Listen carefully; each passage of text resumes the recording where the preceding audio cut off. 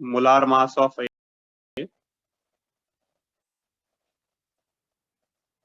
upon molar mass of B is equal to density of A, density of B. A का molar mass is m, B का आपको ढूंढना है. A का density is 1.5 times density of B and this is divided by density of B. आपको answer आ जाएगा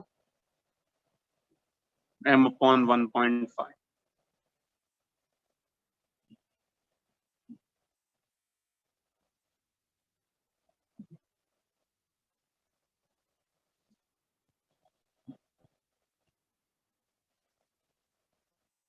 sir हाँ बोलो. सर ये जो आपने एक्सरसाइज दी थी उसमें भी सेम टू सेम क्वेश्चन था. हाँ तो नहीं सर मैं बस हो सकता है ना. ये एक क्वेश्चन तुम अगर दूसरा कोई बुक सॉल्व करोगे उसमें भी मिल जाएगा. करेक्ट. Yes sir. अभी नेक्स्ट इज ये होमवर्क 2 थे ना, 5 ग्राम ऑफ इथेन वाला क्वेश्चन. यस सर, इस बार 2 क्वेश्चन थे कंटिन्यूस. हाँ तो उसका भी सॉल्यूशन बता देता हूँ मैं. इसमें आपको बोला गया है कि इथेन का mass is 5 gram. This is your mass.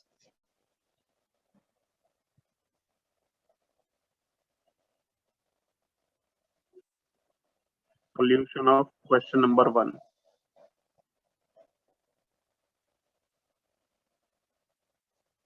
So 5 gram is ethane, that is W. Volume is 1 liter. Pressure का वैल्यू 10 atm दिया है. टेम्परेचर आपको ढूंढना. सो करते हैं डिस्कशन. डायरेक्ट फॉर्मूला ही लिखता हूं. आपका मेन फॉर्मूला रहेगा P is equal to nRT upon V. n को आप स्प्लिट कर दीजिए. So it is WRT upon mw into V. What is your W? W is 5, pressure is 10. जो R है उसका वैल्यू है 1/12. टेम्परेचर आपको ढूंढना है. Molar mass of ethane is 30 और वॉल्यूम का वैल्यू पर यहां से आपको T मिल जाएगा. सो T is 300 into 12 upon 5. So your T का value is 720 Kelvin. This should be your answer. But शायद 720 केल्विन कोई था नहीं ऑप्शन. तो फिर आप उसे सर है डिग्री सर 720. हाँ सर सॉरी सर वैसा 720 को डिग्री सेल्सियस में लिखो तो आपको आंसर मिल जाएगा. यस सर वैसे भी करो. मिलता. हाँ कंप्लीट दिस.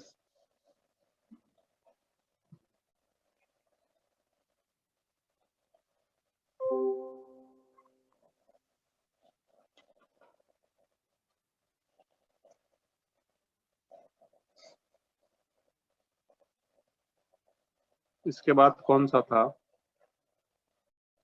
अच्छा हाँ, O2 का मॉलिक्यूल रिमूव किया तो फिर क्या चेंज आएगा. करेक्ट.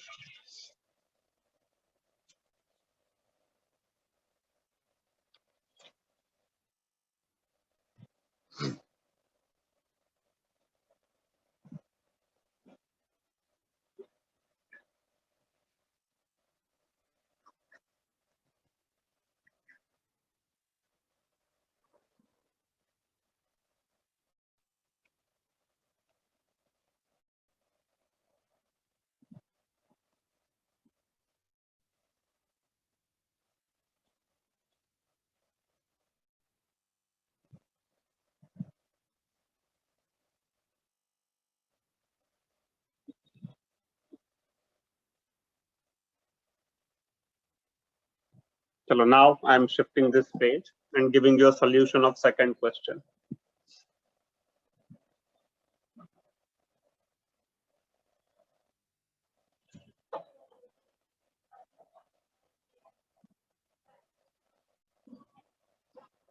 Question number 2 का solution. Pressure is 740 mm. Number of molecules of O2 and H2 are same. So अगर molecules same है, so can I say that moles भी same रहेंगे? Agreed everyone? Yes, sir.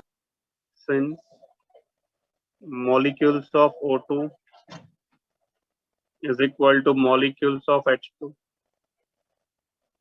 therefore moles of O2 is equal to moles of H2.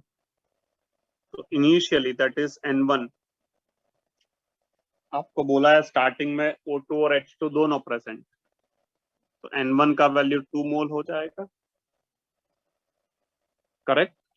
हम assume करते हैं let it be 1 मोल, और P1 का जो वैल्यू है वो आपको 740 दिया हुआ है. दूसरा उन्होंने क्या बोला है कि अभी आपने O2 उसमें से हटा दिया, तो जो 2 मोल था अब वो हो चुका 1 mole. So now you have to find out P2 का वैल्यू. तो प्रेशर और नंबर ऑफ मोल्स के बीच में relationship PV is equal to NR. अब समझो मुझे यहाँ पर कोई लॉ याद नहीं है कौन सा लगेगा, तो कोई बात नहीं, प्रेशर और मोल का रिलेशनशिप ले लो. इससे क्या है रिलेशनशिप? Directly proportional. तो आप लिखोगे P1 upon P2 is equal to N1 upon N2. P1 आपके पास 740 है, P2 आपको ढूंढना है. N1 का वैल्यू 2 है और N2 का वैल्यू 1 है. तो यहां से आपको P2 मिल गया हाफ ऑफ 740.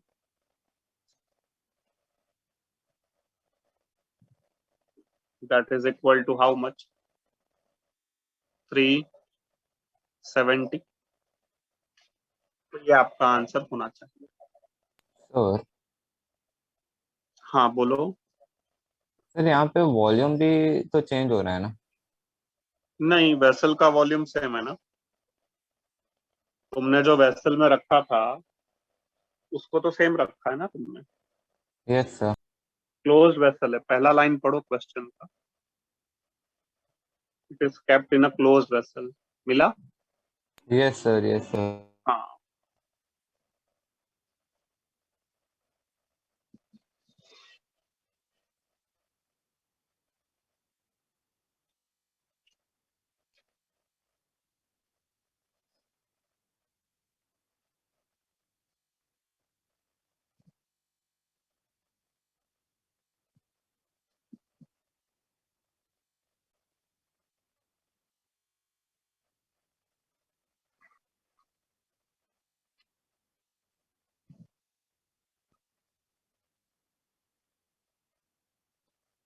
आया था सभी का आंसर? एवरीवन?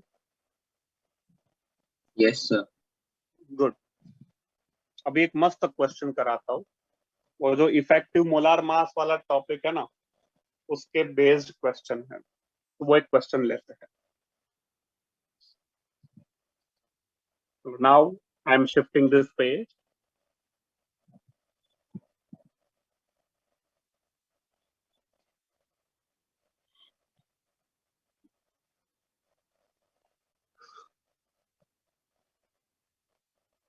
सर क्या क्वेश्चन है वो इफेक्टिव मोलार मास का? तो हमने ना बड़ा सा एक यहाँ पर क्लोज वेसल लिया जिसके अंदर हमने गैस रखे हुए CO एंड CO2, और ये दोनों का मिला के जो डेंसिटी है ना, that density is 1.5 gram per liter. This is a density of both the gases, and the temperature of this closed vessel is 30 degrees Celsius, whereas pressure is 730 mm. तो तो आपको कहा गया है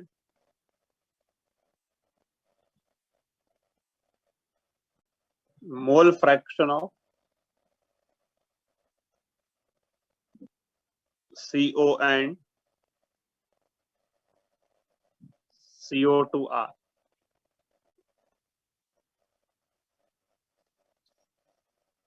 CO और CO2 के मोल फ्रैक्शन क्या?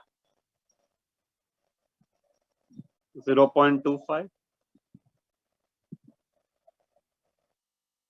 0.75, second option 0.32। आप लोग ट्राई करोगे या मैं सिखाऊं? सर ट्राई करेंगे सर। 1 मिनट से ज्यादा टाइम नहीं दूंगा। करेक्ट? लिखो question. After 1 minute will start giving you the solution. 0.4, 0.6 मस्त समय आइए। 0.5, 0.5।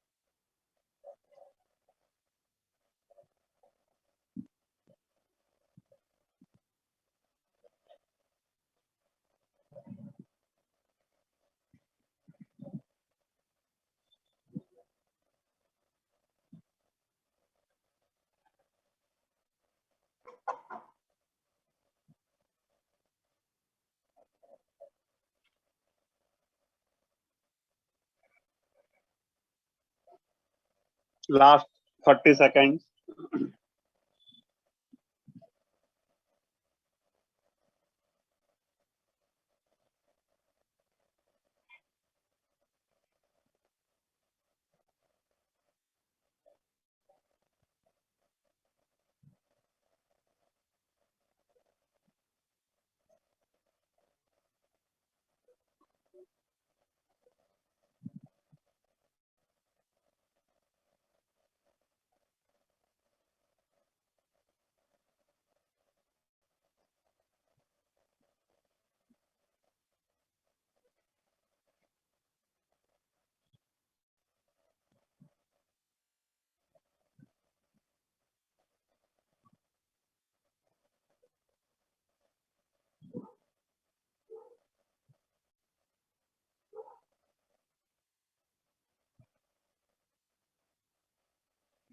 चलो अब मैं सॉल्यूशन देता हूँ। किसी का भी आंसर नहीं आया अभी तक? 3 मिनट हो गया। चलिए मैं सॉल्यूशन बताऊं। अभी देखो, ये पूरे वेसल का आपको प्रेशर दिया है। लिखना बंद करिए, पे अटेंशन। पूरे वेसल का टेम्परेचर दिया है, फ्रिशनन क्रॉस पे, और पूरे दोनों गैस का मिला के डेंसिटी दिया हुआ। तो पहले क्या होगा, मैंने आपसे पहले भी कहा था मोलार मास इफेक्टिव आपको ढूंढना पड़ेगा। तो उसके लिए क्या कोई फॉर्मूला हमारे पास है? Yes, we have a formula. Since the formula is P is equal to nRT upon V,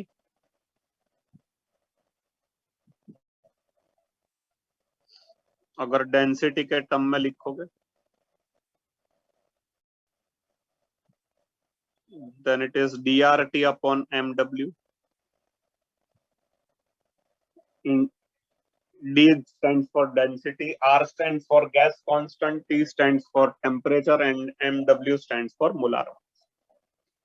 अभी आपके पास जो है सब कुछ अवेलेबल है। बट ये है कि आप R का वैल्यू क्या लेंगे वो डिपेंड होता है आपका प्रेशर और वॉल्यूम के यूनिट के ऊपर। ये मैंने आपको लास्ट लेक्चर में बताया था। जैसे आपका pressure is 730 mm, density is gram per litre, मतलब वॉल्यूम लीटर में है। तो एक्चुअल में एडवाइसेबल तो ये है कि आपका जो प्रेशर है ना उसको एटमॉस्फेयर में कर। So the moment when you will take your pressure in atmosphere, so your volume will be in liter and your R value will be 1/12. तो आपको उसमें बेनिफिट मिल जाएगा। तो अब आप यहाँ क्या करिए, molar mass is equal to आप लिखेंगे DRT अपॉन प्रेशर। R का वैल्यू मैं लूंगा 1/12। डेंसिटी आपका दिया हुआ 1.5 ग्राम पर लीटर। R का वैल्यू इज 1/12। टेम्परेचर का वैल्यू इज 303। 30 डिग्री है ना, केल्विन में 303 हो जाएगा। और प्रेशर का वैल्यू आ जाएगा 730 upon 760। So this will be your value of MW। अब इसको हमें सॉल्व करना पड़ेगा और वो भी एग्जैक्ट वैल्यू चाहिए। हाँ, अप्रोक्सीमेशन से इस वाले सम में नहीं चलेगा क्योंकि आंसर मैच नहीं होगा। 1.5 into 303 into 760, this to be divided by 730 into 12। जब आप इसे सॉल्व करोगे तो आपको टोटल मोलार मास जो है वो मिल जाएगा अराउंड 39 ग्राम। ये कैलकुलेशन से आता है, डायरेक्ट नहीं होगा कैलकुलेशन, एग्जैक्ट कैलकुलेशन आपको करना पड़ेगा। जरा यहां तक सभी स्टूडेंट्स लिखिए, नेक्स्ट पेज पर हम आगे डिस्कशन करें। Please note down the sir solution. आपने प्रेशर में क्या किया सर, वो नहीं समझा सर। लिखो जरा।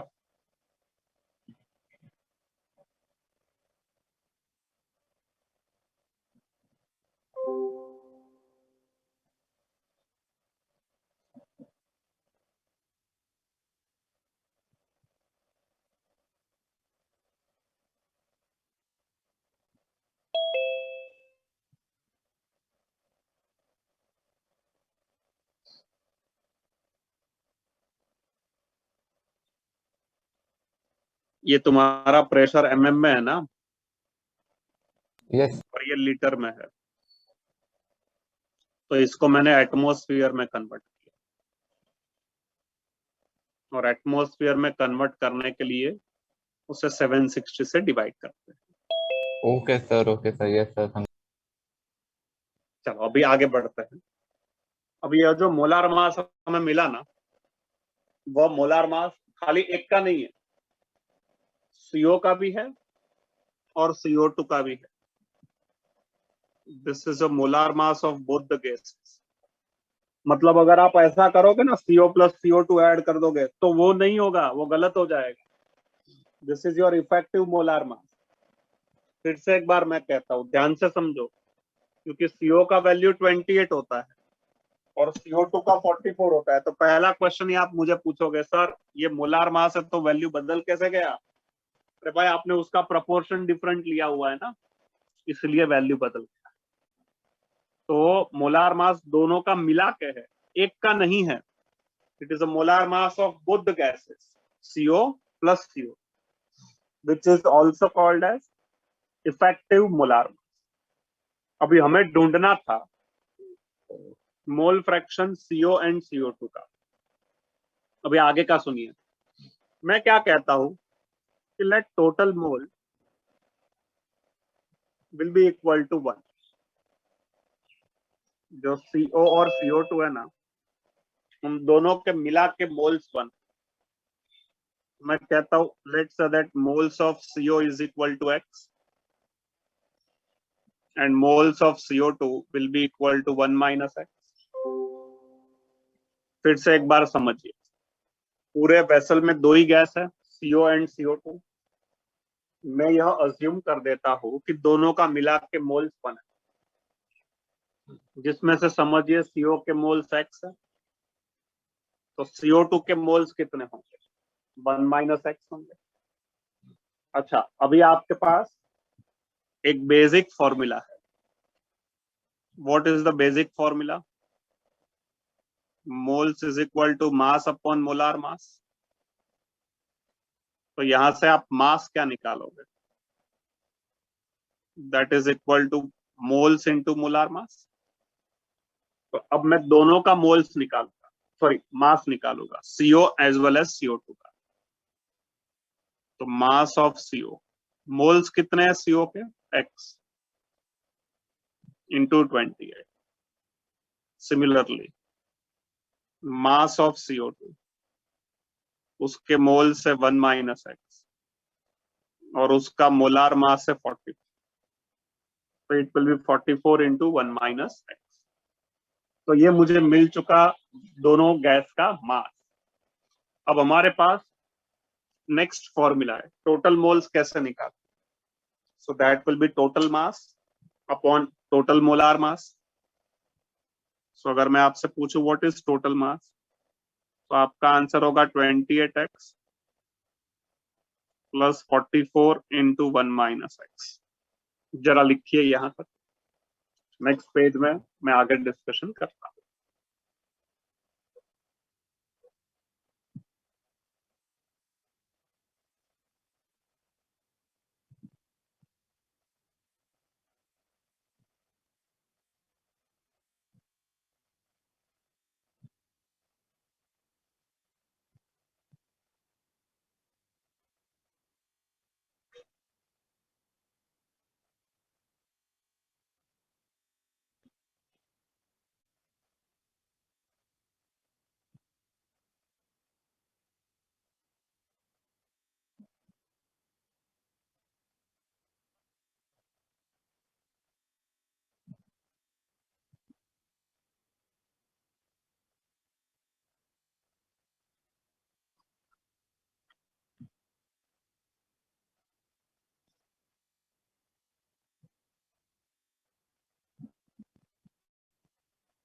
सर आप थोड़ा स्क्रॉल अप कर सकते हैं?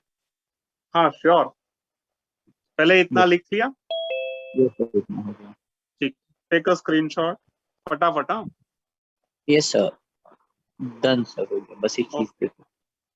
चलो अभी हमारे पास मेन फॉर्मूला है, total moles is equal to total moles upon total molecular weight. भाई टोटल मोल्स कितने हैं आपके पास? 1। तो total weight is equal to molecular weight total हो जाए, तो आप लिखोगे total weight is equal to molecular weight total हो जाए। Total weight is 28X plus 44 into 1 - X। और टोटल मोलार मास कितना मिल गया हमें? 39। चेक करो, ऊपर हमने 39 लिखा हुआ है। तो अब जरा इसको सॉल्व करो।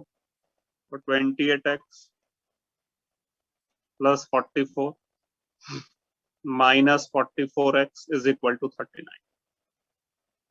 तो आपको 16X इज इक्वल टू 5 मिलेगा। चेक करिए, you will get 16X is equal to 5. So what will be your X? 5 upon 16, and this will become 0.32. तो आपको यहां से पता चला therefore moles of CO 0.32 and moles of CO2 that is equal to 0.68. लेकिन आपको तो मोल फ्रैक्शन ढूंढना, तो वो कैसे करोगे? तो वो मैं नेक्स्ट पेज पर लिखता हूँ, पहले जरा यहां तक लिख। अच्छा समझना, यस सर। खत्म ही नहीं हो रहा है। सर सिली मिस्टेक्स के बहुत चांसेस है सर। हाँ, कॉन्सेप्ट बहुत सारा है।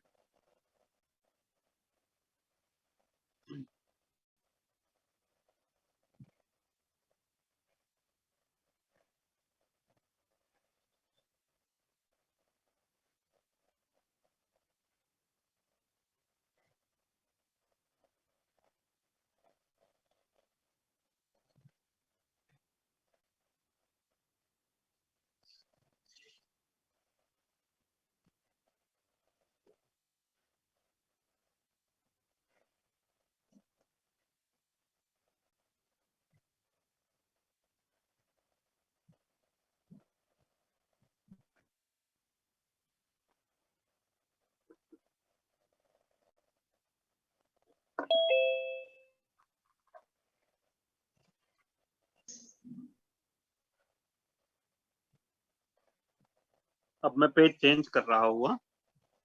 अब मोल फ्रैक्शन का फॉर्मूला आप सभी स्टूडेंट्स को पता है। Mole fraction of CO is equal to moles of CO upon total moles. जरा बताइए ना, टोटल मोल्स आपने कितने लिए? 1। तो मोल फ्रैक्शन आपको 0.32 मिल जाएगा CO का। सिमिलरली अगर मैं मोल फ्रैक्शन CO2 का निकालूं तो डायरेक्ट मैं लिखता हूँ, इट इज 0.68 अपॉन 1। उसका आंसर आएगा 0.6। क्या आप में से किसी स्टूडेंट को याद है, मैं लास्ट लेक्चर में 3-4 बार बोल चुका था कि टोटल मोल्स 1 लेने पर बेनिफिट होगा, जो मोल्स मिलेंगे वही आपको मोल फ्रैक्शन मिलेगा। ऐसा मैंने स्टेटमेंट दिया था। क्या किसी स्टूडेंट को याद आया? Yes, yes sir. Sir. If you will take total moles as 1, then your moles will be equal to mole fraction. देखो ये उसका प्रूफ हो गया। Hence your moles and mole fraction both values will be 0.32 and 0.68. Option number 2. चलो करो complete. Sir yes please. Sir एक doubt था sir, अगर हम लोग CO2 का जो ये नंबर ऑफ मोल्स है उसे अगर x रखते तो? किसका? सर CO2 है सर, उसका नंबर ऑफ मोल्स अगर x रखते तो दूसरे का 1 माइनस एक्स होता। यस सर, ये बट कैसा नहीं आ रहा क्वेश्चन था पूछा? सर इसमें। ये क्या पूछा तुमने मधुसूदन? सर क्योंकि सर मीन्स मेरे को अप्रोक्सीमेटली 37.3 आया था जो टोटल मोलर मास है सर, नहीं पर तो बाद वही में। मैंने बोला ना, वो अगर गड़बड़ करोगे ना, 39 का वैल्यू एग्जैक्ट नहीं आया तो आगे नहीं होगा, सम अप्रोक्सीमेशन नहीं चलेगा। इस हाँ सर वो भी है। 37 38 लेके करोगे ना तो आंसर मैच नहीं होगा। तो मैंने यस सर। पहले ही ऑलरेडी बोल दिया, ठीक है। यस। और इसमें क्या हो जाएगा, CO2 ले लिया ना तो तुम्हें पहले 0.68 मिल जाएगा, और 1 माइनस 0.68 करोगे तो 0.32 मिलेगा। यस तो अभी एक लास्ट क्वेश्चन होमवर्क दे दूं इस टॉपिक का, फिर पेलोड शुरू करते हैं। Sir. This is a homework question to you. After this will start a new topic.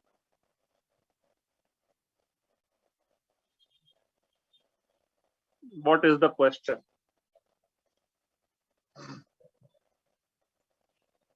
Question दिया हुआ है,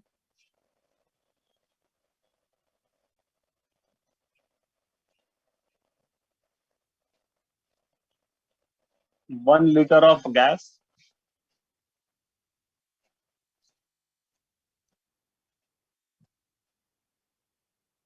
weighs 2 gram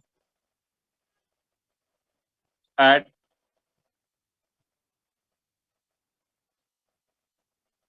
300 Kelvin and 1 atmospheric pressure. If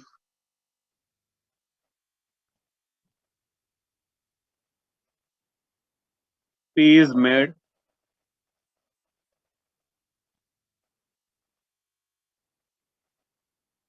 0.75 atmosphere, volume as 1 liter, and W as 1 gram. Then temperature is, options है 600 Kelvin,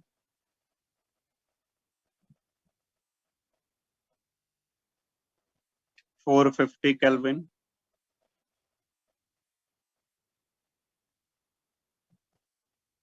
800 Kelvin, and then 900. जरा complete करो. This is a homework question. ये easy sum है, इतना गंदा नहीं है, थोड़ा मतलब that is a good sum. Easy है बट अच्छा सम. ऊपर वाला जो है वो मस्त सम था, एम्स में पूछा गया था वो क्वेश्चन.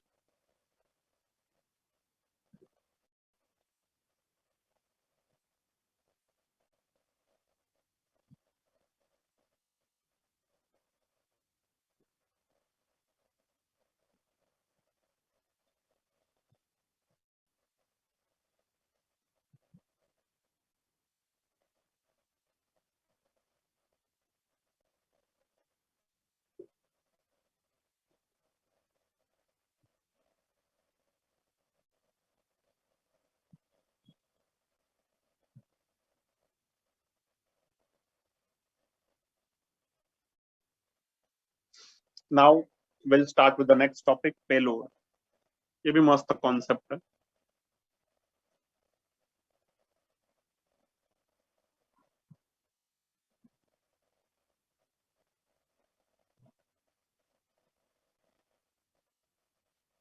सो हमारा next point is payload.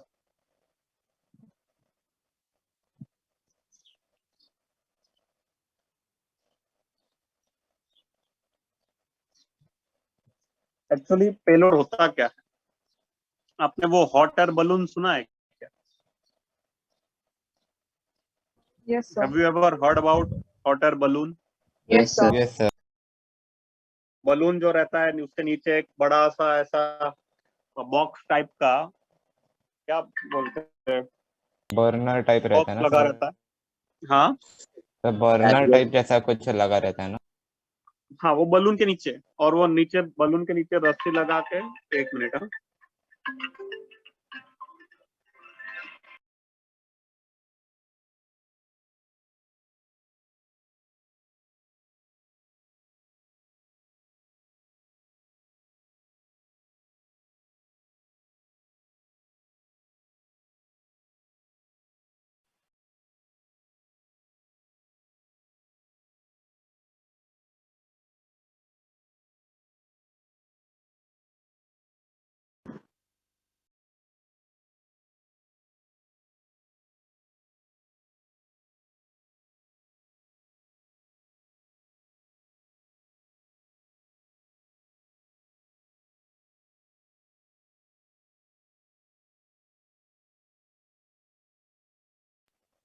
I am sorry, थोड़ा फोन था वो उठाना पड़ा.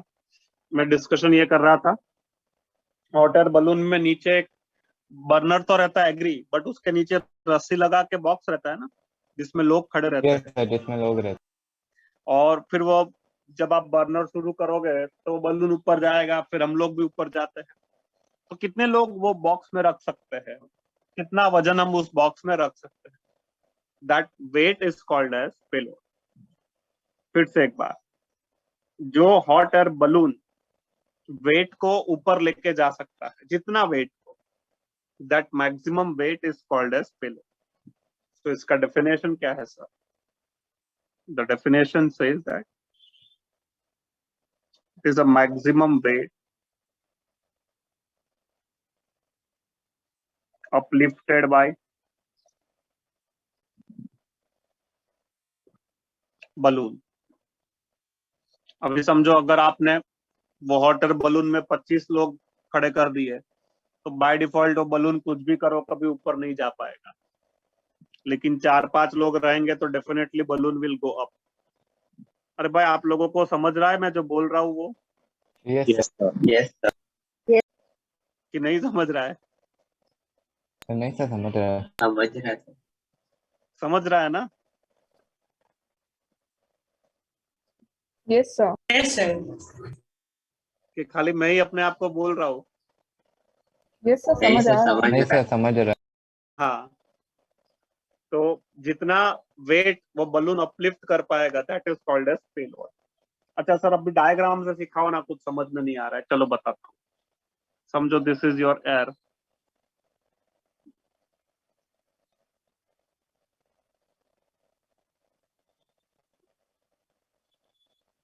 यहाँ एक बलून है।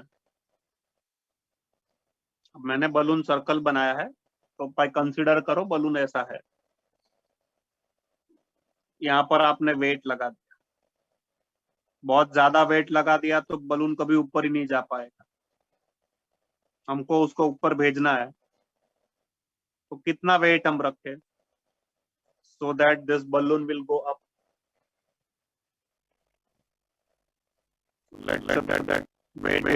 उसी का कैलकुलेशन हमें करना है। This is your W, and here balloon के अंदर आप भरोगे हीलियम गैस। हीलियम गैस क्यों भरेंगे? क्योंकि हीलियम का ना एक प्रॉपर्टी है डिफ्यूजन का, उसका डिफ्यूजिंग पावर जो है सबसे ज्यादा है, इसलिए हमेशा बलून में हीलियम गैस को भरा जाता है।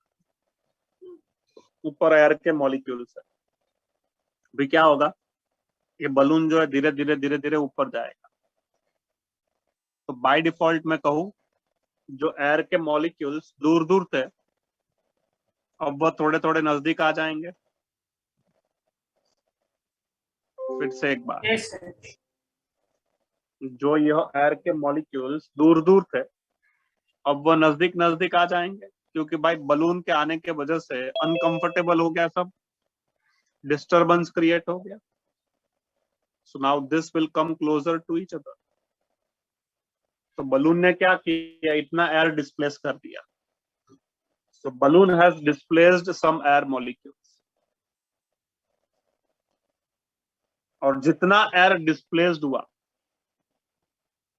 वो एयर का डिस्प्लेसमेंट से हम फाइंड आउट करेंगे पेलोड कितना है। This payload means this W। जैसे जब बलून ने और वेट ने एयर डिस्प्लेस किया, that will be equal to weight of this balloon plus payload. तो बलून का वेट पता है, एयर का जो वेट डिस्प्लेस्ड होगा वो हम ढूंढ लेंगे, और उसके बाद हमें पेलोड मिल जाएगा। तो इस तरह से हम कैलकुलेशन करेंगे। लंबा सा कैलकुलेशन होता है इसका, मैं सिखाता हूँ, सम भी एक्सप्लेन करूंगा। इसके ऊपर एक सम लेते हैं। करेक्ट, डेंसिटी ऑफ एयर, उसका वैल्यू हमेशा होता है 1.2 kg पर मीटर। सो ये होता है पेलोड का कॉन्सेप्ट। फिर से एक बार मैं ब्रीफ कर देता हूँ। बलून जितना वेट अपलिफ्ट कर पाएगा, मैक्सिमम वेट, उस मैक्सिमम वेट को हम लोग कहते हैं पेलोड। बलून ऊपर जाएगा तो एयर के मॉलिक्यूल्स डिस्प्लेस्ड होंगे, तो एयर के जो मॉलिक्यूल्स डिस्प्लेस्ड होंगे उसका weight, that will be equal to weight of this balloon plus weight of payload, that is W। Balloon का वेट हमें पता रहेगा, जो एयर डिस्प्लेस्ड हुआ उसका वेट हम डेंसिटी के फॉर्मूला से निकाल लेंगे, तो हमें पेलोड का वैल्यू मिल जाएगा। तो अब इसका कैलकुलेशन क्या होगा वो हम नेक्स्ट पेज पर डिस्कशन करते हैं। जरा सभी स्टूडेंट्स प्लीज लिख लीजिए यहाँ तक, नेक्स्ट पेज में आगे डिस्कशन करते हैं।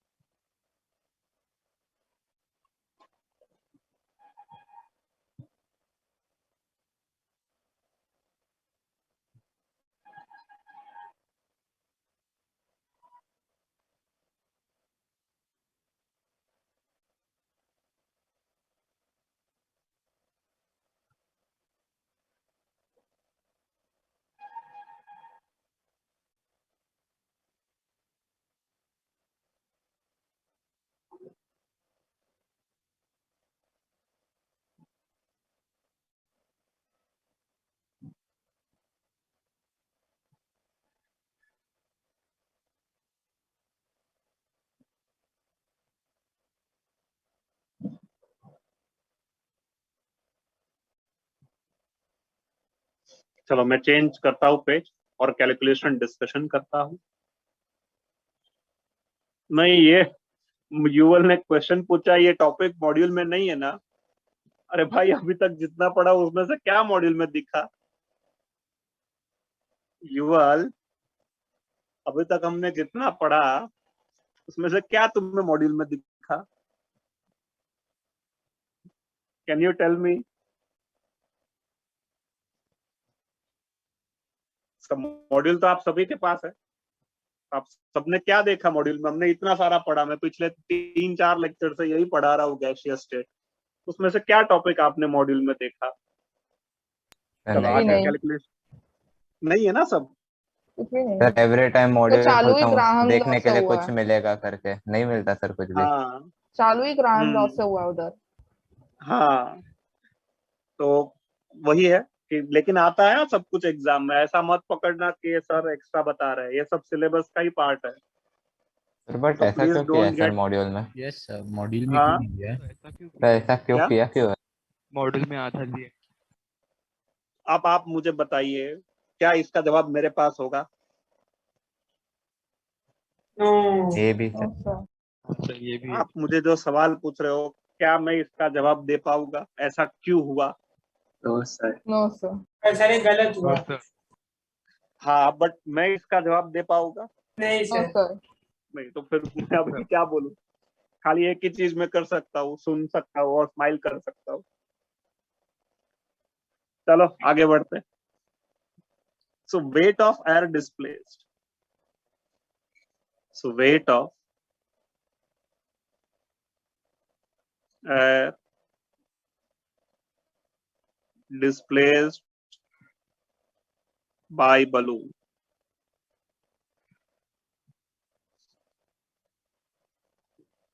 that is equal to weight, total weight of balloon plus payload. जो पेलोड है वो हमें ढूंढना। तो पहले सर जरा आप ये सब बताइए, ढूंढोगे कैसे? तो कैलकुलेशन बता देता हूँ। तो वो WT सिर्फ बलून का वेट है। नहीं, बलून के अंदर गैस भी है ना। बलून और गैसेस है। लिख दूं क्या? Weight, total weight of balloon. Balloon का तो वेट होगा ही, लेकिन बलून के अंदर जो गैस भरा है उसका भी तो होगा। Yes sir. बलून जो है वो हल्का थोड़ी रहता है, वो बहुत हैवी मटेरियल रबर का रहता है। करेक्ट। Yes sir. और उसके अंदर जो गैस है उसका भी वेट रहेगा, तो दोनों का वेट मिला के बलून का वेट। Yes sir. चलो मैं बता देता हूँ, देखो। तो total weight of balloon is equal to weight of balloon plus weight of gas और volume of.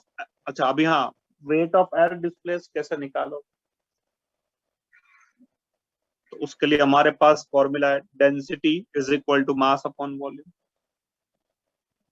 Density of air is equal to mass of air upon volume of air. Volume कितना displaced होगा? भाई, जितना ये balloon का volume होगा उतना ही एयर का मॉलिक्यूल डिस्प्लेस्ड होगा। फिर से एक बार सुनिए, ये बलून का जो वॉल्यूम रहेगा उतना ही वो एयर के मॉलिक्यूल्स को डिस्प्लेस कर पाएगा। Yes, sir. तो मैं कहूँ कि volume of air displaced will be same as volume of balloon. Volume of air displaced is same as volume of balloon. Volume of balloon कितना है?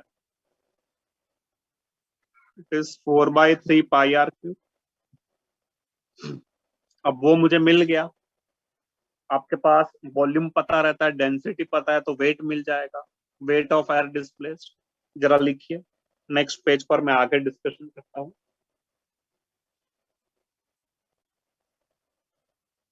सर ये समवॉट बॉयंसी की तरह है ना सर? क्या बोल रहे हो? सर समवॉट बॉयंसी की तरह ही है ना ये वाला भी? किसके जैसा? सर बॉयंसी, सर जैसे वाटर में डालते हैं ना सर, बोट वगैरह वाला। नहीं, मुझे नहीं समझा क्या बोल रहे हो। सर। जैसे सर buoyancy बॉयंसी होता है सर वो बोट का फ्लोटिंग वगैरह सर होता है ना? सर जैसे upward जो वॉल्यूम का force रहता है ऑब्जेक्ट ना। रहता है वो पानी में डालो तो वो उतना ही वॉल्यूम डिस्प्लेस नहीं, करता वो है। Displace sir. वो तो वो इसने बोला था, नाम भूल गया मैं। Archimedes, Archimedes. हाँ, यूरेका यूरेका चिल्लाया था ना वो। हाँ सर। अच्छा। हाँ हाँ, करेक्ट। तो अभी तुम क्या बोल रहे थे? सर उसी से है ना सर रिलेटेड ये वाला कॉन्सेप्ट भी? हाँ, सेम ही है ना, सेम ही। Okay sir. सर यहाँ पे जब वो जो वॉल्यूम ऑफ एयर डिस्प्लेस्ड है वो तो वेरिएबल रह सकता है ना, तो जितना डेंस। जितना बलून रहेगा ना, अभी समझो बलून पूरा सर्कल में आ गया है, हाँ, क्या बोलूं मैं, अभी पूरा स्पीयर हो गया, तो उतना ही वो डिस्प्लेस करेगा ना।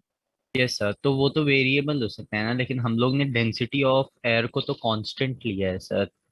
Correct, density of air is always constant और volume of balloon will give you the volume of air displace. Balloon का वॉल्यूम तो वेरिएबल है ना। Okay sir. यस अरे सर। भाई, हाँ तुमने हाँ हाँ, अगर यस सर। एयर कम रखा तो बलून छोटा हो जाएगा, और अगर एयर ज्यादा भर दिया तो बलून बड़ा हो जाएगा। Now yes agree? Yes yes sir, समझे। तो वॉल्यूम इज वेरिएबल। चलो अब मैं आगे बढ़ूं। Yes, sir.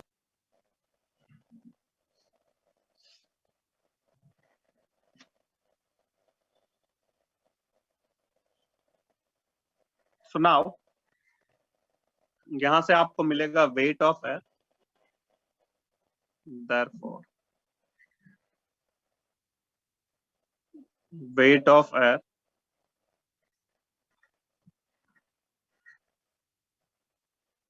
displaced, that is equal to density of air into volume of air. Density पता है, volume of air will give you volume of balloon, और फिर आपको weight of total weight of balloon पता है, और आपको पेलोड मिल जाएगा। तो ये सब फॉर्मूलाज है जिसको यूज करके आप सम सॉल्व करेंगे। अब मैं ये कॉन्सेप्ट डिटेल में एक्सप्लेन करने के लिए एक सम ले लेता हूँ, सो दैट आपको क्वेश्चन से एक्सप्लेन करूंगा तो ज्यादा अच्छा रहेगा आपके लिए भी और मेरे लिए। मस्त क्वेश्चन है ये। The question is the payload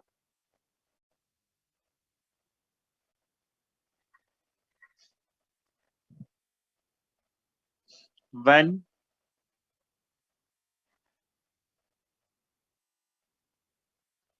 balloon of radius 10 metre. देखो, बलून का रेडियस दे दिया है और बलून का मास भी दे दिया है, which is 100 kg, is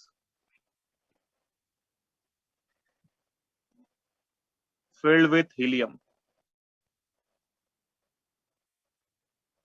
at 1.66 bar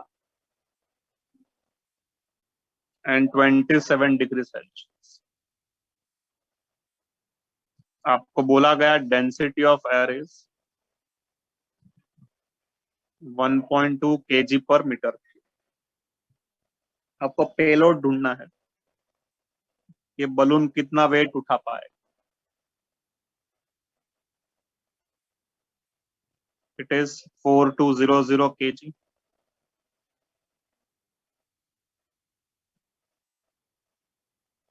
three 3800 kg।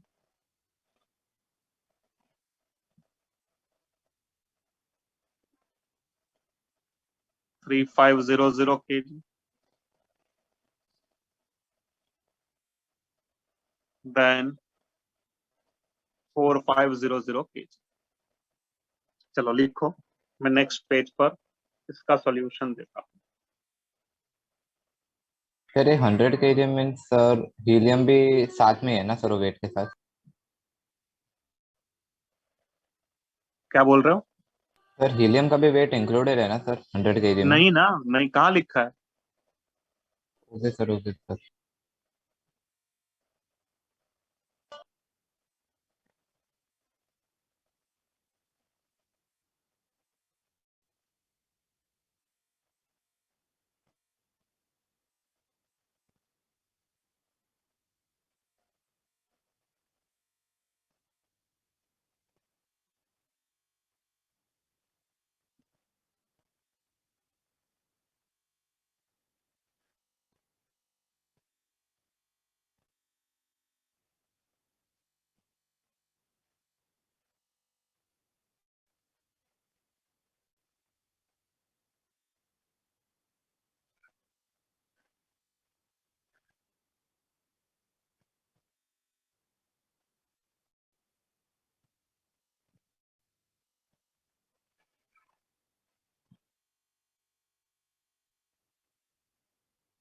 Yes yes परम, पहले इतना लिख लो।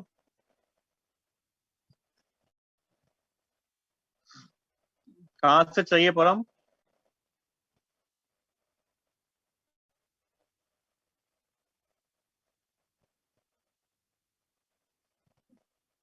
डन।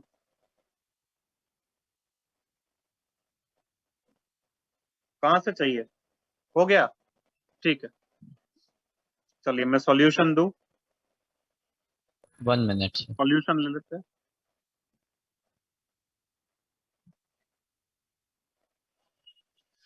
सबसे पहले हम काम करेंगे वॉल्यूम बलून का निकालने का। लंबा समय है ये। Volume of balloon that is equal to 4/3 pi r cube, which is 4/3 into 3.14। Radius 10 metre था भाई, तो 10⁻³ कर दो। और इसमें भी आपको बता दूं कैलकुलेशन जो है कोशिश करो कि एग्जैक्ट करने का। ऑप्शंस तो है थोड़े नजदीक नजदीक है। सो दिस 3.143 कैंसिल होके आपको 4 into 10⁻³ मीटर क्यूब आंसर देगा। This is your volume of balloon. But generally volume जो है उसको लीटर में रखो ताकि आगे चल के आपको वो कैलकुलेशन में थोड़ा हेल्प करे। जब आप PV is equal to NRT formula लगाएंगे तब तो रख देते हैं, जो जहां जरूरत पड़ेगी उसको वैसे यूज करेंगे। सो 1 मीटर क्यूब और लीटर में रिलेशनशिप होता है 1 लीटर इज 10⁻³ मीटर क्यूब। तो मीटर से लीटर में हो जाएगा 10⁻+3। सो आपको वॉल्यूम ऑफ बलून मिल चुका, that is equal to 4 into 10⁻⁶ litre. मैंने मीटर क्यूब में भी निकाल लिया एज वेल एज लीटर में भी ढूंढ लिया।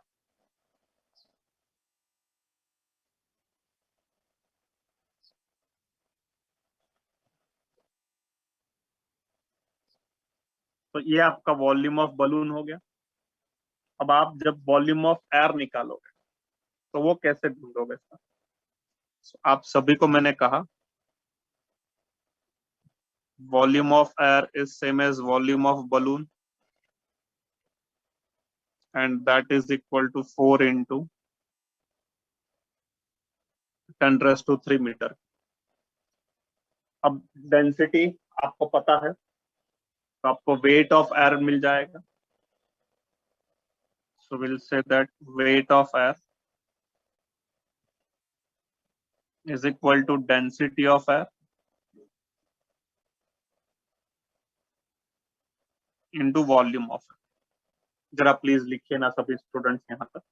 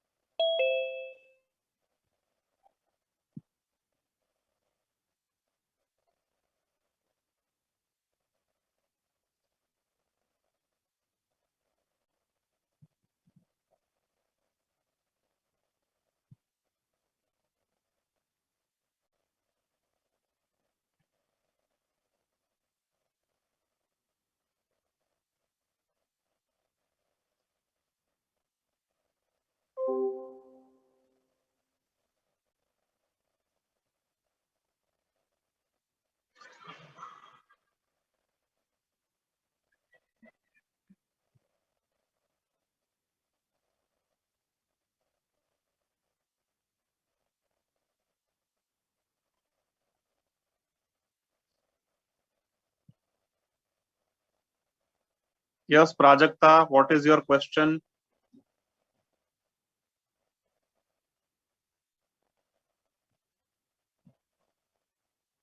So, what?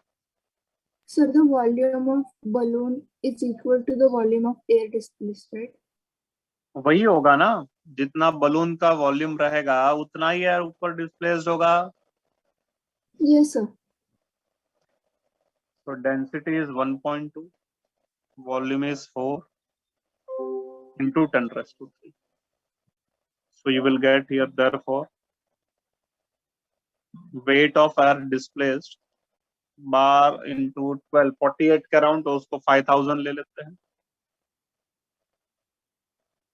It is around 5000 kg. This you got weight of air displaced.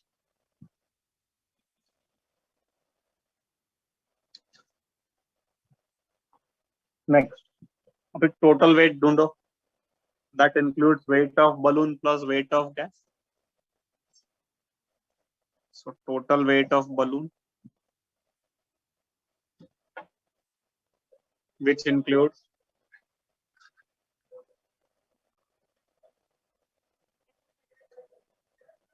that is equal to weight of balloon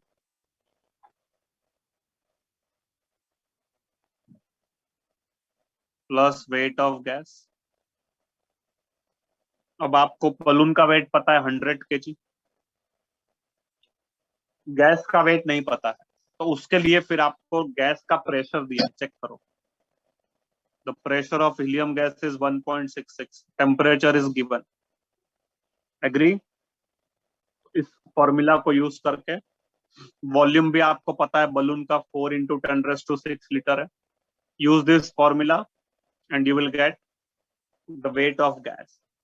अब मेरा पहला काम रहेगा वेट ऑफ गैस ढूंढना। वो कैसे ढूंढूंगा मैं? आपके पास फॉर्मूला है P is equal to WRT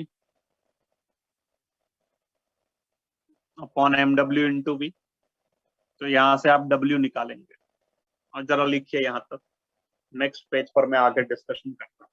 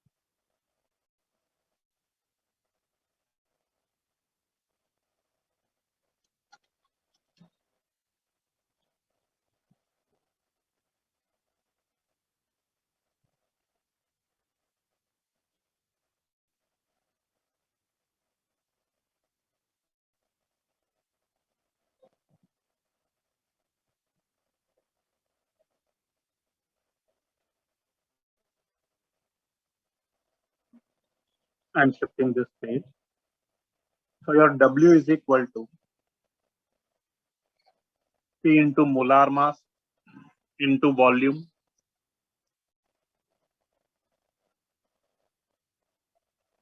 upon R into T. Pressure आपका बार में है, वॉल्यूम लीटर में ले लीजिए, तो आपको R 1/12 लेना। ये मैंने आपको टेबल में बताया था। हीलियम का मोलार मास क्या होता है? 4 ग्राम।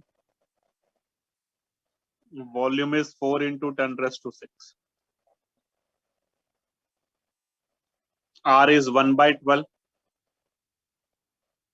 Temperature is 300. Sir, So this will be 25.6.25 into 10⁻�3. So here you will get mass of gas. That is equal to 1100 kg. इतना मास आपको गैस का मिलेगा। sir, यहाँ अभी आधा सम हुआ, अभी और बचा हुआ। हाँ बोलो मधुसूदन। सर हीलियम का तो मोलार मास सर 2 रहना चाहिए ना? हाँ तो 4 because ही है ना,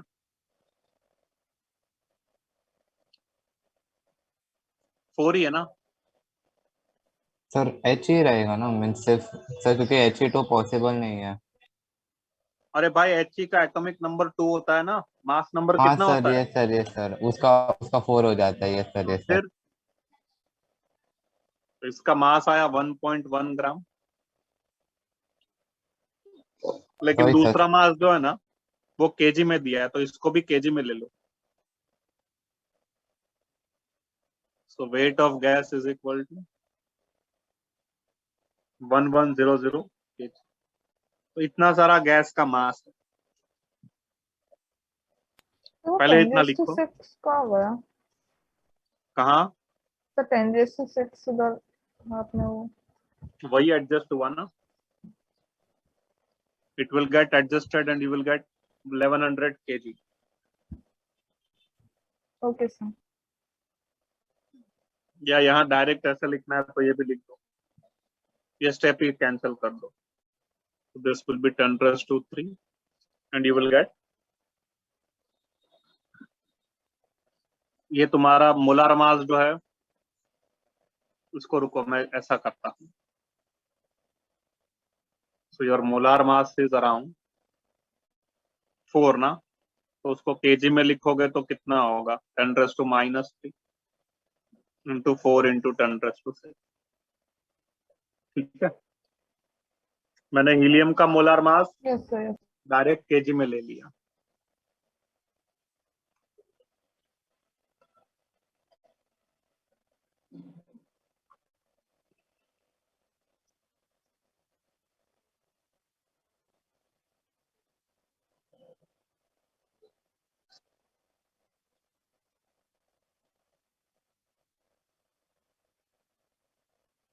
एक्सक्यूज मी सर।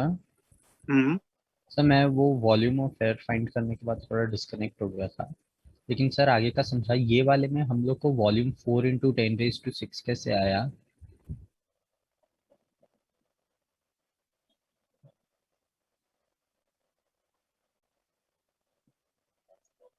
जरा फिर से पूछो क्वेश्चन। सर ये वाले में वो वॉल्यूम 4 into 10⁻⁶ कहाँ से आया? ये वॉल्यूम मैंने लीटर में लिया हुआ है, ये जो हमने ढूंढा है ना, यस सर। यही वैल्यू हमने यूज किया है, क्योंकि PV is equal to NRT में वॉल्यूम लीटर में होगा, प्रेशर बार में होगा, मोलार मास अगर किलोग्राम में रखोगे तो मास भी किलोग्राम में। Now clear? Yes sir. अब मैं पेज शिफ्ट कर रहा हूं। तो आपको टोटल वेट बलून का कितना मिला? बलून का खुद का वेट था 100, गैस का वेट था 1100, सो टोटल वेट हो जाएगा 1200 kg। So this is your total weight of balloon.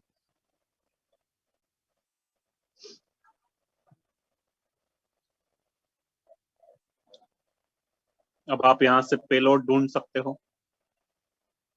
Wait of air आपको पता है, ये देखो आया अराउंड 5000 के आजू बाजू। टोटल वेट ऑफ बलून 1200 के आजू बाजू मिला, तो इससे आपको मिल जाएगा पेलोड। तो यहां आप लिखोगे wait of air, that is equal to total weight of balloon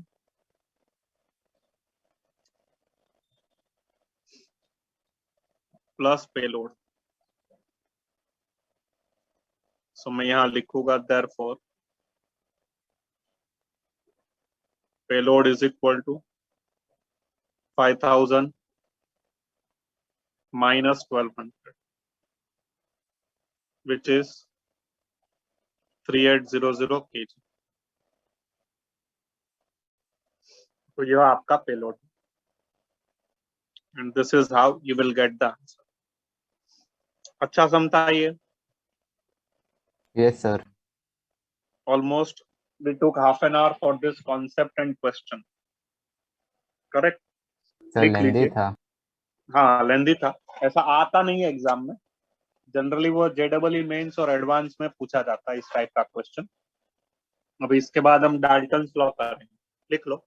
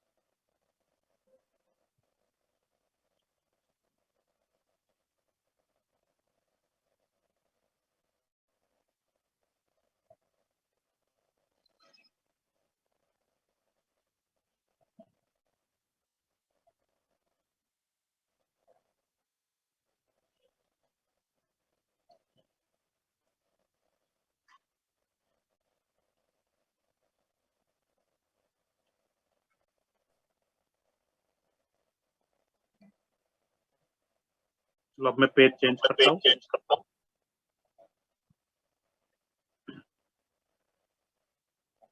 And we'll start with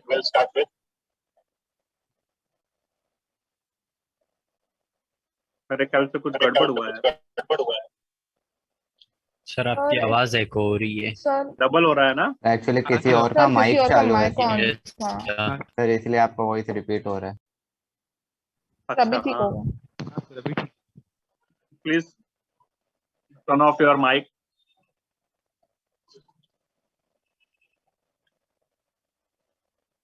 चलो आगे बढ़ते हैं, डाल्टन्स लॉ डिस्कशन करते हैं।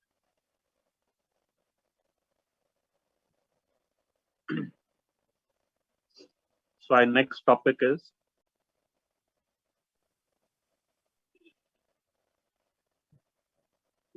कुछ स्टूडेंट्स को मजा आता है,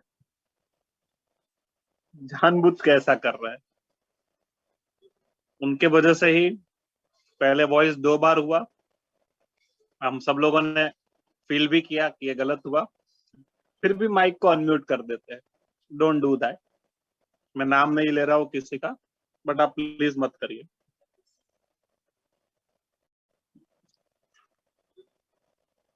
सो Dalton's law of partial pressure.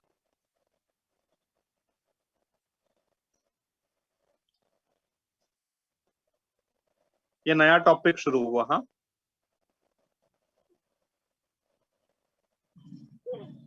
अब ये लॉ क्या कहता है? द लॉ सेज दैट जब आप वेसल का वॉल्यूम और टेम्परेचर फिक्स कर, तो उस वेसल में जितने भी गैसेस हैं उन सब का प्रेशर को आप ऐड करो that will give you the total pressure of gas. और गैस जो है एक दूसरे के साथ रिएक्ट नहीं होने, दैट मीन्स आपने एक वेसल लिया, उसमें आपने कई सारे गैस भर दिए जो एक दूसरे के साथ रिएक्ट नहीं होंगे। आपने वेसल का वॉल्यूम और टेम्परेचर दोनों ही कांस्टेंट रखा। तो जब हम सब गैस का प्रेशर ऐड करें तो आपको टोटल प्रेशर मिलता है। This is what the Dalton's law says. So the statement is at constant volume and temperature, we say that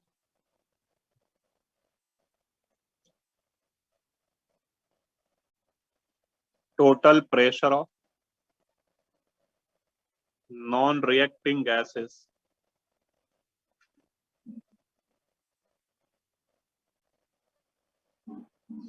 is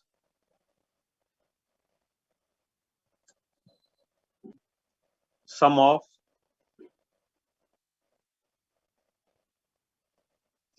partial pressure of each gas. इसका explanation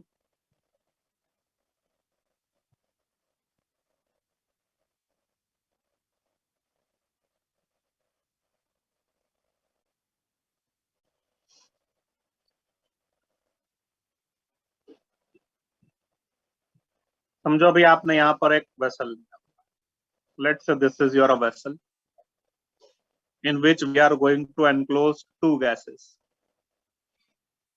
A and B. Blue one will represent A,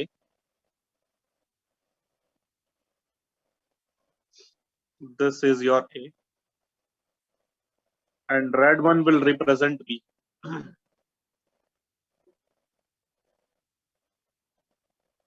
ये जो red है that will represent B. इसका आपने volume और temperature दोनों ही constant रखा हुआ है। चलो जरा लिखो, नेक्स्ट पेज पर मैं आगे डिस्कशन करता हूं। Please note down.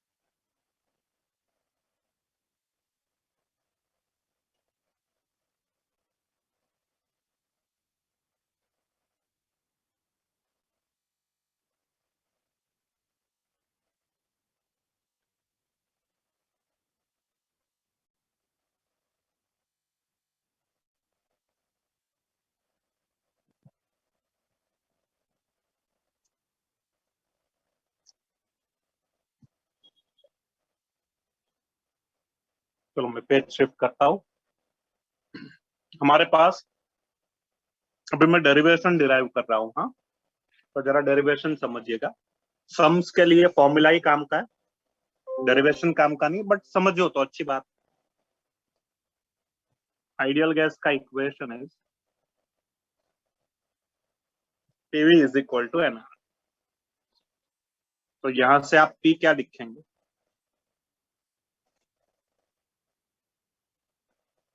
So you will write P is equal to NRT upon B.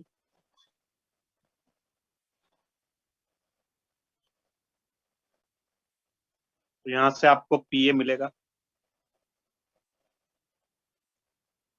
That is equal to NRT upon B, and volume और टेम्परेचर तो कांस्टेंट, पीबी क्या मिलेगा?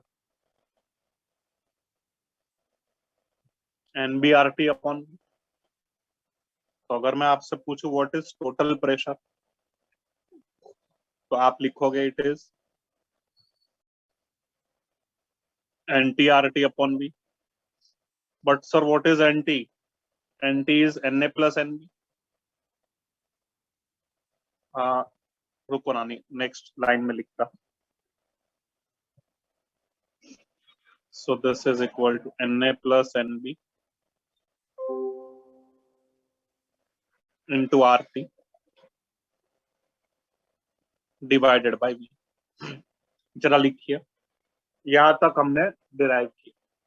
अभी RT अपॉन V को अंदर लेके जाइए, सो that will give you PA, और वही आपको देगा PB। करेक्ट?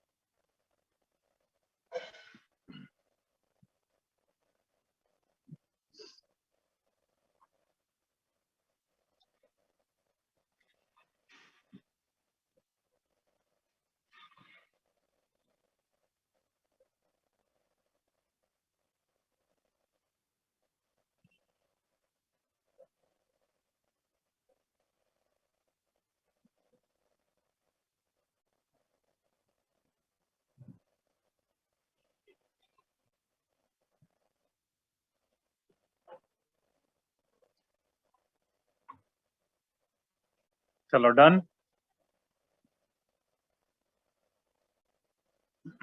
आगे बढ़ता हूं।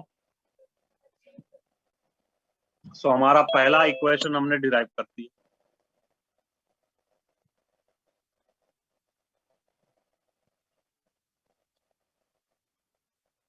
Therefore PT is equal to PA plus, वही डाल्टन्स लॉ है। अब हम इसका एप्लीकेशन डिस्कशन करें। Now we will discuss here the application, जिसमें हम क्या लिखेंगे?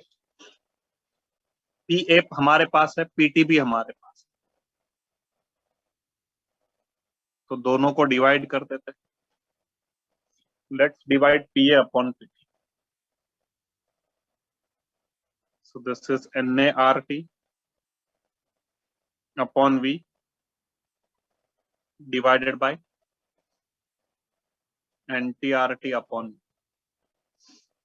RT upon V कैंसल दोनों जगह से, so this will be equal to Na upon N total. Na upon N total, that will give you mole fraction of A. So you will get PA is equal to mole fraction of A into P. Similarly PB का भी वैसा ही आएगा। PB में भी तो same होगा, PB also equal to mole fraction of B into PT. तो generalise कर दो, तो pressure of any component, let's say that it can be A, it can be B, it can be C, it can be D, or any component.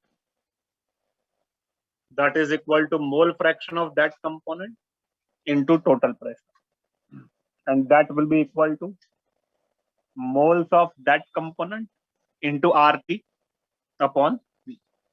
लिखो next page पर। मैं एक साथ पूरा फॉर्मूला लिख लेता हूँ, Dalton's law.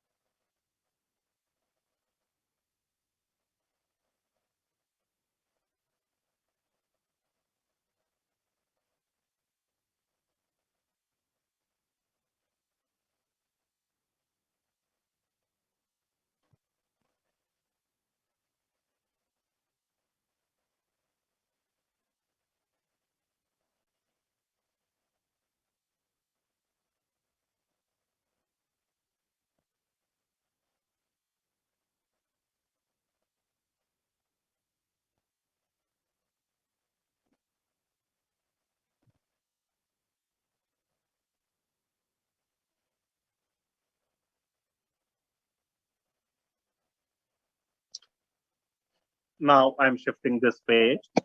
The X is mole fraction, right? Yes, X is mole fraction. Okay, sir. That is moles of that component upon total. So your PI, पहले तो आप क्या लिखोगे?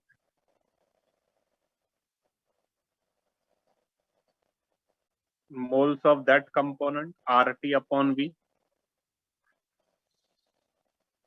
और मोल फ्रैक्शन के टर्म में XI इंटू P, और total pressure क्या लिखते हैं?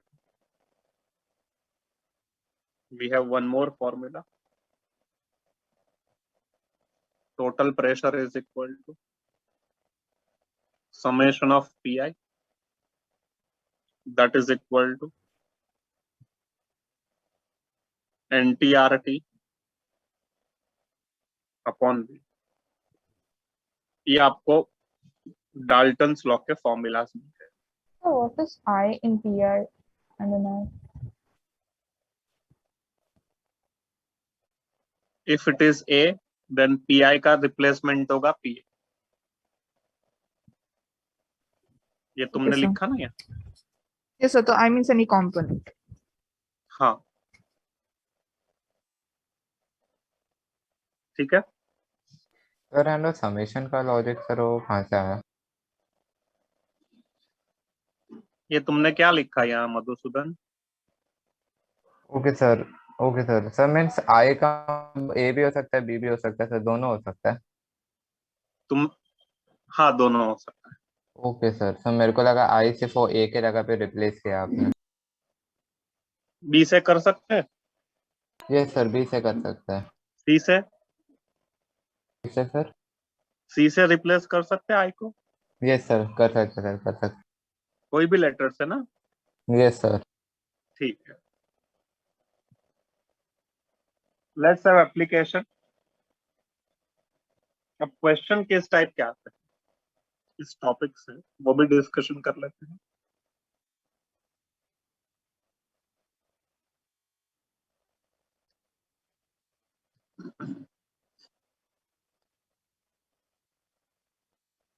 अभी यहाँ है ना, हमने 2 सिलेंडर लिए हुए,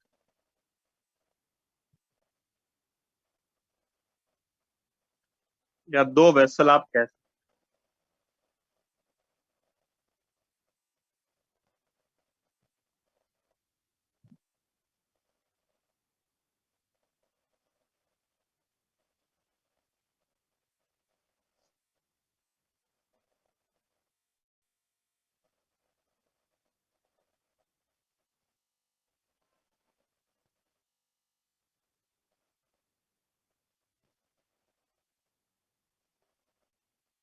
So these are the 2 cylinder, 2 vessels. इसके एक पार्ट में आपने रखा हुआ है गैस ए, और दूसरे पार्ट में आपने रखा हुआ है गैस बी।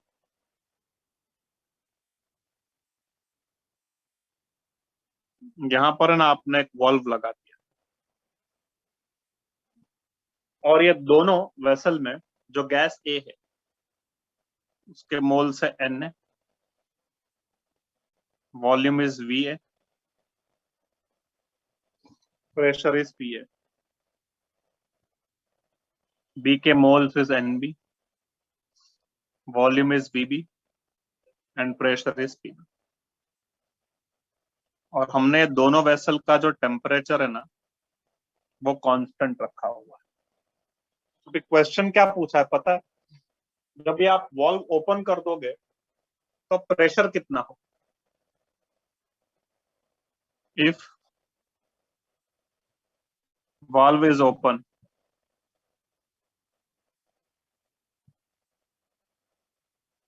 if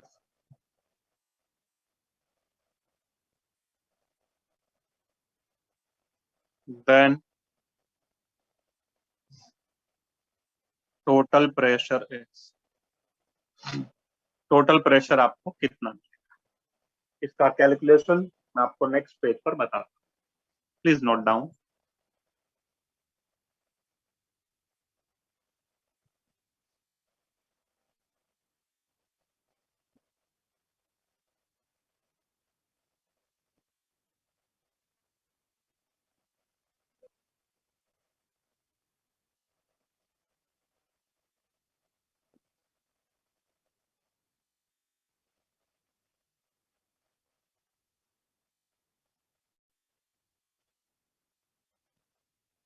जो हमारा सेकेंड लेक्चर है from 1 to 3, that is again a regular lecture.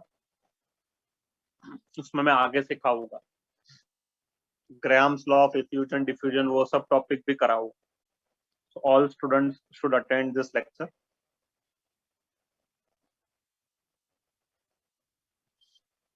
जब आगे बढ़ते हैं, पेज शिफ्ट कर रहा हूं।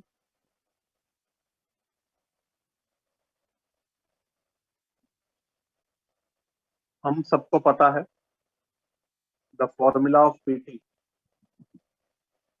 What is the formula of PT? अभी हमने लिखा Na प्लस Nb, R और T तो कांस्टेंट है, और V क्या लिखोगे? दोनों का वॉल्यूम ऐड कर दो, so that is Vt, correct?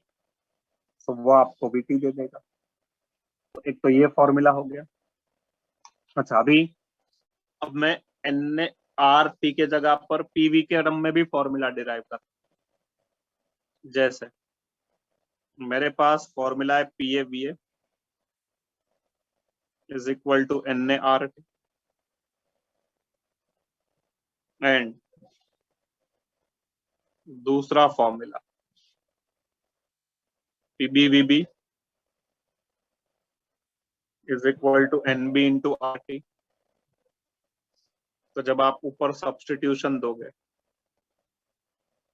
So total pressure is equal to NART के जगह पर आप लिखिए PAVA, NBRT के जगह पर आप लिखिए PBVB, and this to be divided by VT, that means total. आपको जो भी एग्जाम में दिया हो उसके अकॉर्डिंग आप फॉर्मूला यूज करिए। If they will give you NA NB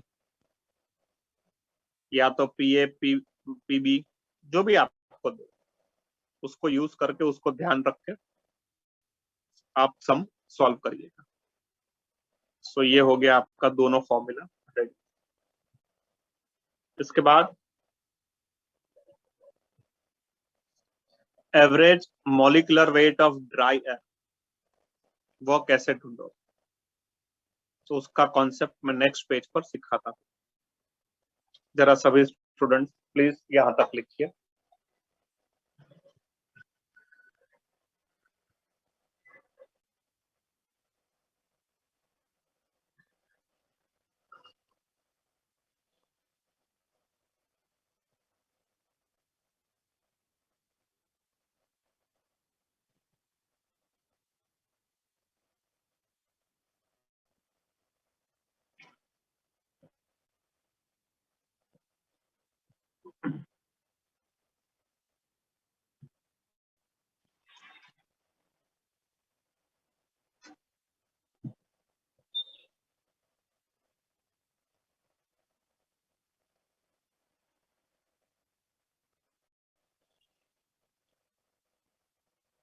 मैं पेज शिफ्ट कर रहा हूं।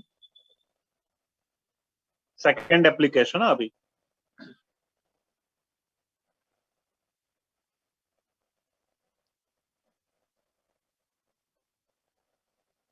अभी देखो एक मस्त क्वेश्चन पूछूंगा आपको सबको, और मुझे ऐसा लग रहा है कि आप सब लोग गलत आंसर दोगे। Average molecular weight of dry air, उसका फॉर्मूला होता है percentage of N2 into 28, percentage of O2 into 32. This to be divided by 100. Third application. Average molecular weight of wet air.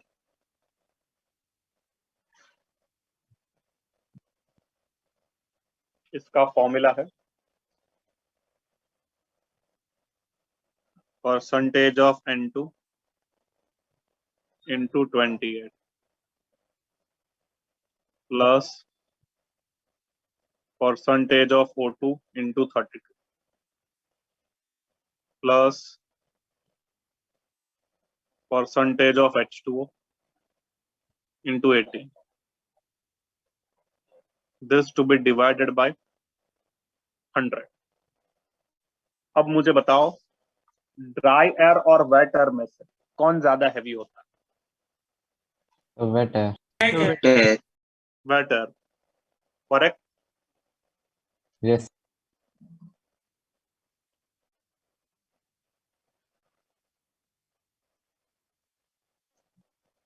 हाँ ना कुछ तो बोलो। Yes sir, Yes, yes sir. Sir. Yes, sir. Yes, sir. But आप सब लोग गलत हो। सर वेटर वॉल्यूम ज्यादा लेते हैं ना, but dry air is heavier.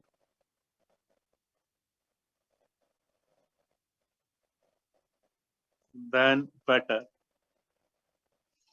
Sir ये तो आप कुछ अलग ही बोल रहे हो।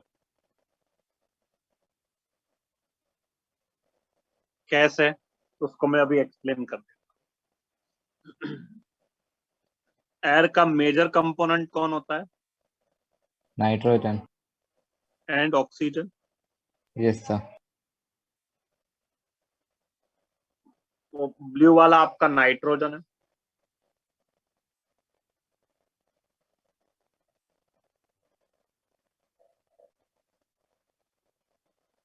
और रेड वाला आपका ऑक्सीजन है।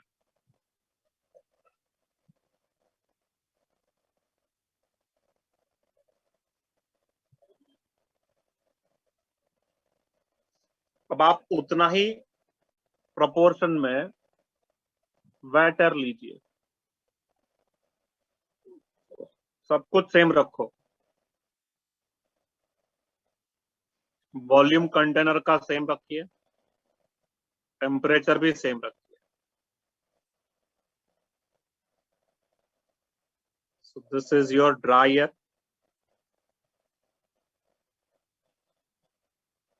This is your wet air. Wet air के कंपोनेंट्स बोलो। Nitrogen, oxygen, water. And water also. अभी इसमें 3 कंपोनेंट आ गए। This represents water. N2 और O2 वैसा ही है। तो अब जरा मुझे बताओ कहां पर मोल्स N2 और O2 के ज्यादा है? तो फर्स्ट Dry वाला। air. So dry air. Dry air में मोल्स ज्यादा है तो वेट ज्यादा होगा कि कम होगा? ज्यादा। ज्यादा। ज्यादा हो. ज्यादा होगा, वही तो लिखा है मैंने। Dry air is heavier than wet air. गलत उसमें क्या लिखा है? H2O का भी वेट आएगा ना तो मोल्स में। बट वो तुम एयर में कंसिडर नहीं करोगे ना। एयर का कंपोनेंट वाटर नहीं होता। Yes sir. Air is having mainly 2 components. Agree?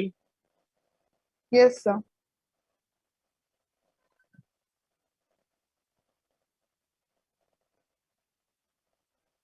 अभी समझो मैं उसके अंदर आर्गन डाल दूंगा, तो आर्गन थोड़ी एयर का कंपोनेंट होगा। Argon will be a part of that air, but it won't be considered as a air. Correct? Sir हाँ बोलो। सर बट एयर को तो हम एक मिक्सचर की तरह ही कंसिडर करते हैं ना, तो सर जो जोड़ते गए वो आ गया। हाँ करेक्ट, तो वाटर को जोड़ा था सर, वो क्यों नहीं आया? क्योंकि एयर का वो कंपोनेंट नहीं है ना। एयर के मेनली दो ही कंपोनेंट है, तुम उसमें जो चाहो वो ऐड कर सकते हो, बट एयर तो एयर ही रहेगा ना, जिसमें ऑक्सीजन और नाइट्रोजन रहेगा। यस सर, वो भी है। फिर तुमने ऐड कर दिया तो उससे सॉल्यूशन बनेगा, फिर वो एयर तो नहीं रहेगा। Yes sir. तो लिखो।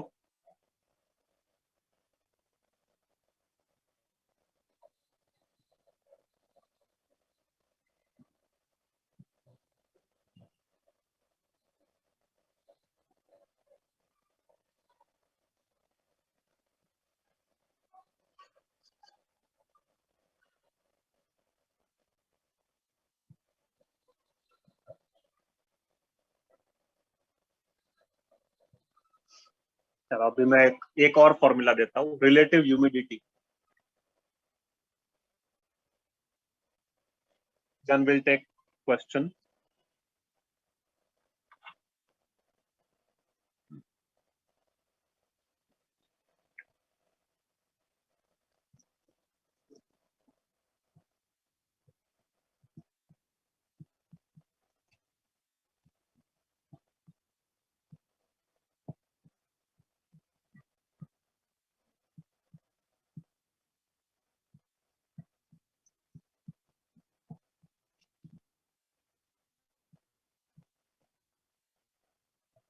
And now I am shifting this page.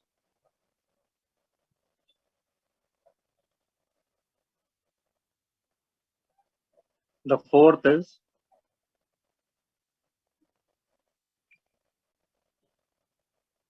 relative humidity.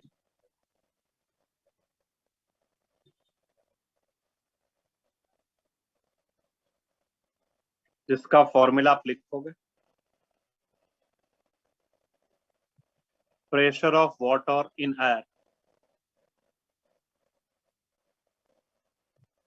Air में वाटर का कितना प्रेशर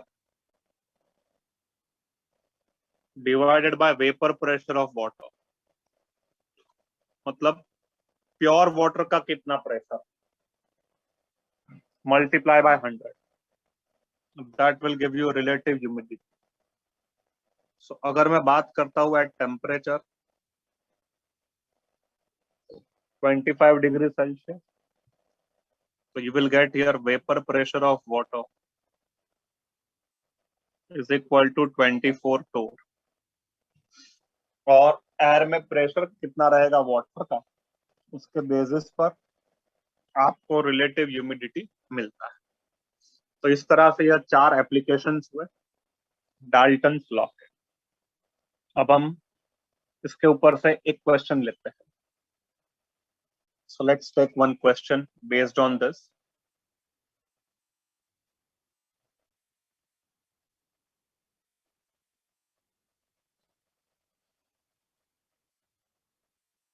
क्वेश्चन आपको ऐसा दिया,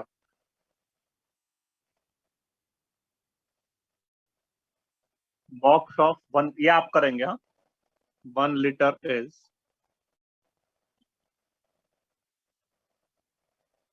divided into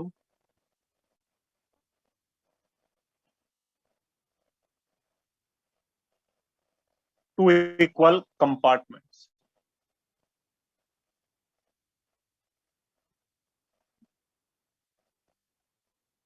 and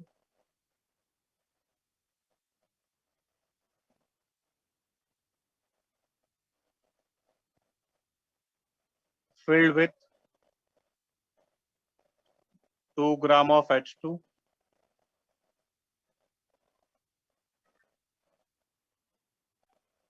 and 16 gram of CH4। आगे बोला है pressure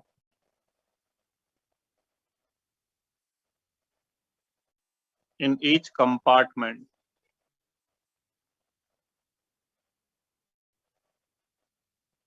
is P atmosphere.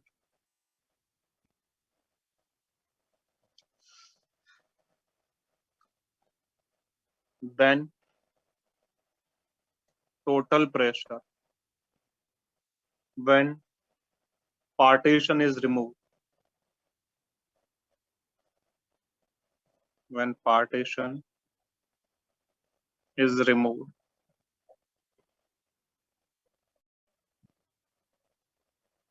will be option set 2P,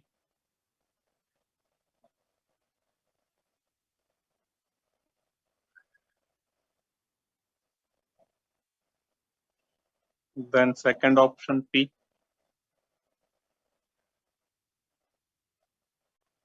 third option P by 2,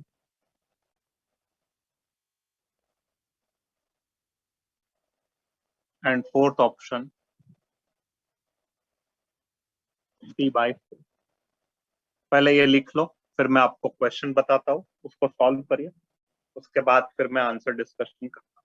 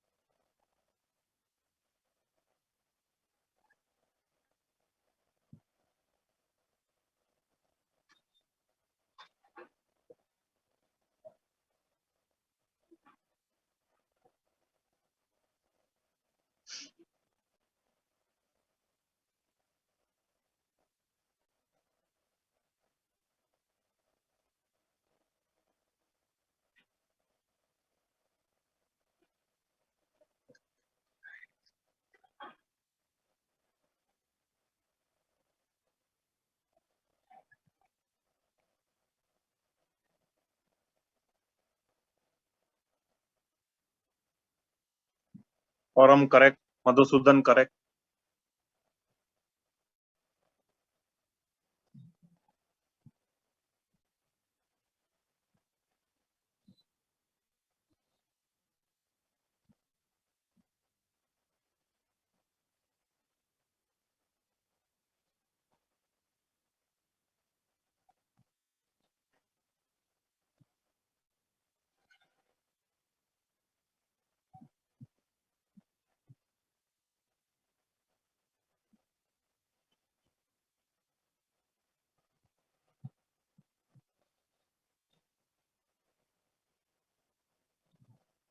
Pritam correct, Harshita correct, Swayam correct, Shubham correct, Krishnan cross track, Vaishnavi correct.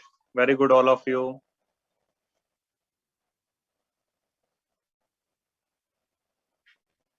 Aryan correct, sorry Aryan cross track, Yuval correct, Shreya correct. चलिए मैं solution दूं.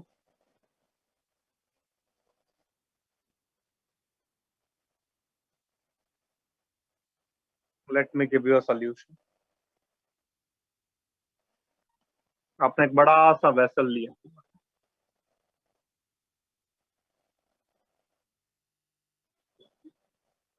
this you have divided into two parts.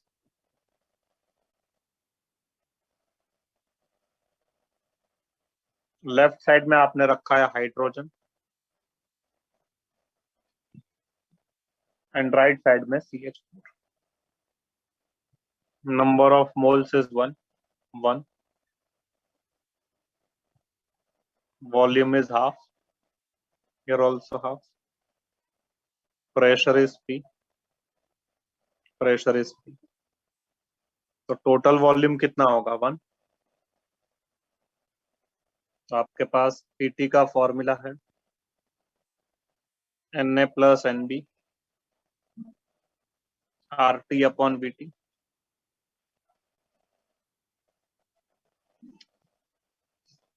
या तो फिर आप लिखोगे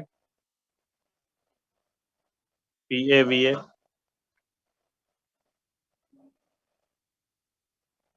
plus PBVB upon VT.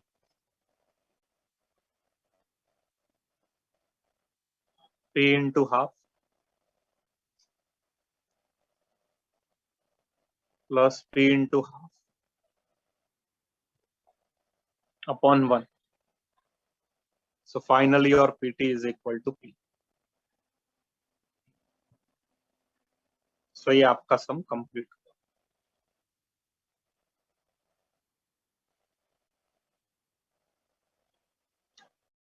कौन सा option? Option number 2।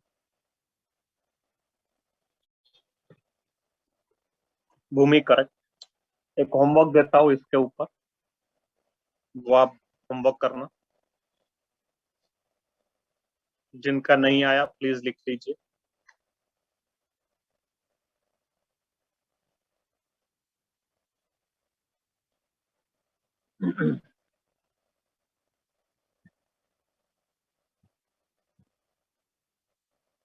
So now I'm shifting this page.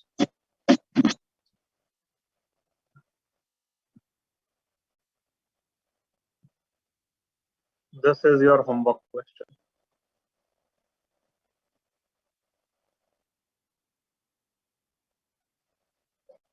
एक बड़ा सा ऐसा वेसल लिया हुआ है,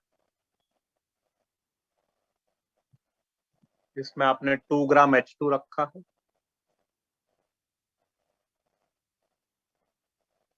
32 ग्राम ऑफ SO2 रखा है।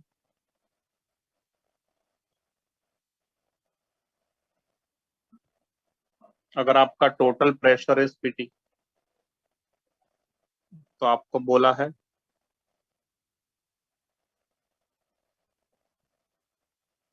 Pressure of hydrogen will be,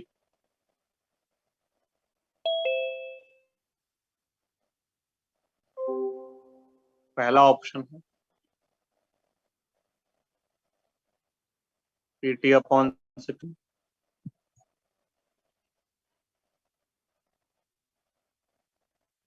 PT upon 2,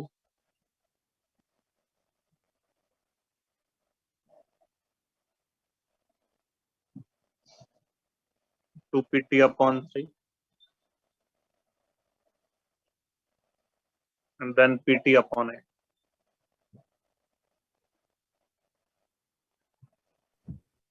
तो करेक्ट? हाँ बोलो। पूछना था कि प्रीवियस क्वेश्चन में आपने मोल्स को 1 क्यों दिया दोनों साइड में? 1 क्यों लिया? ओके ओके, पहले इसको लिख दो। Yes sir.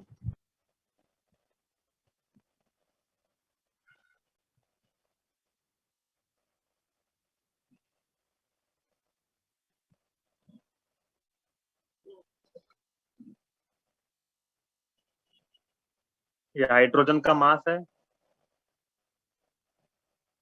Yes sir. Molar mass कितना होता है? 2 होगा। मास upon molar mass 1। Yes sir. Same is methane. Yes sir. Yes understood sir. ठीक, चलो तो अभी मैं लेक्चर स्टॉप करता हूँ। आप लोग फिर से 1 o'clock को ज्वाइन होंगे। मैं आगे का टॉपिक कवर करूंगा, that is a concept of diffusion and diffusion. तो वो पूरा टॉपिक आज के लेक्चर में हम कोशिश करेंगे कंप्लीट हो जाए, as well as will try to cover molecular speeds also. ये टॉपिक भी हम कंप्लीट करने की कोशिश करें। चलो मैं लेक्चर स्टॉप करता हूँ। Thank you all.